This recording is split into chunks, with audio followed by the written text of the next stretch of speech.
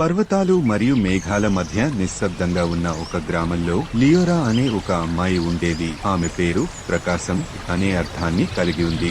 ఆమె జన్మ నుండి అంధురాలే, కానీ ఆమె హృదయం చాలా మందికి కనిపించనంత అందాన్ని చూసింది. ప్రతి ఉదయం ఆమె గ్రామ చౌరస్తాలో ఉన్న పురాతన వెండ్రుక చెట్టు కింద కూర్చొని ఉండేది. పిల్లల నవ్వులు, ఆకుల కలకల, గాలిలోని చీలిక మాటలు వింటూ ఆమె అందరితో మృదువుగా మాట్లాడేది మరియు ప్రతి స్వరాన్ని ఒక పాటలా గుర్తుపెట్టుకునేది. ఒక చలికాలంలో సూర్యుడు ఉదయించడాన్ని ఆపేశాడు. ఆకాశం రోజు రోజుకి మరింతగా చీకటిగా మారింది మరియు గ్రామస్తుల హృదయాలలో భయం మెల్లగా ప్రవేశించింది. పంటలు వాడిపోయాయి, పక్షులు పాడటం ఆపేశాయి. వెలుగు ఎందుకు వారిని వదిలిపెట్టిందో ఎవరికీ తెలియలేదు. లియోరా వారి దుఃఖాన్ని అనుభవిస్తూ ఒకప్పుడు మొదటి కాంతి భూమిని తాకిన పర్వత శిఖరానికి తాను తీసుకెళ్లాలని కోరింది. గ్రామస్తులు ఆమెను మోసుకుంటూ ఆమె నిశ్శబ్దంగా ఎక్కింది.